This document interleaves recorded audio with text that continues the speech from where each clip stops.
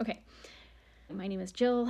I have experienced a back injury much like the one that I believe that Josh is dealing with, of Josh and Jace from England, who are currently in northern Michigan. I believe that Josh has a spine injury based on a couple things. One, his posturing, the fact that he's on crutches and he's kind of bent. He can't stand up straight. And then the way he was sitting when he was getting into the ambulance was kind of like bent over a bit. Saw that it was very reminiscent of my posturing when I was going through my spine injury. A couple other things. Josh had went sledding on Sleeping Bear sand dunes just a few days prior, and my herdy went tubing, although I didn't see that clip. And then I saw him shoveling snow, which is very hard on your back, and they weren't really using good mechanics. Those are a couple clues, I guess, nothing, super specific. And I'm just guessing here, really. I'm making some assumptions. So basically, there are a lot of people in the comments of his video asking why the staff at the hospital didn't do more diagnostic testing. Why aren't there more answers? That sort of thing. It took me 6 weeks to get answers on my back problem. I did not ever go to the emergency department, but I met with my primary care physician. A primary care physician is meant to manage your care, and every person should have a primary care physician. If you go to the emergency room and you experience a medical event of some sort, you don't have a primary care physician, you don't follow up with them and receive other care or get referred to a specialist to take care of that medical problem, you're just going to end up back in the emergency department. That's costly for everybody. That's not how medical care is supposed to work.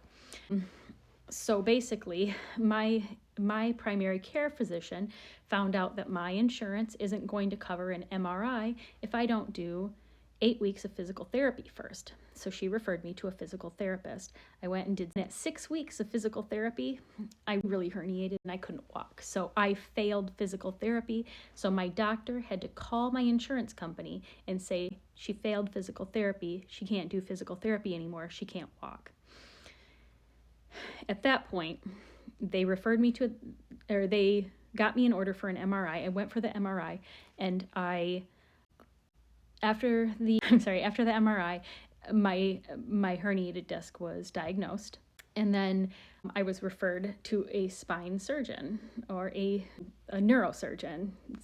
Your spine is part of your neurological tissue, therefore you go to a neurosurgeon. But for Josh is here visiting from England. He went to the hospital. He doesn't have a primary care physician here. That's not good.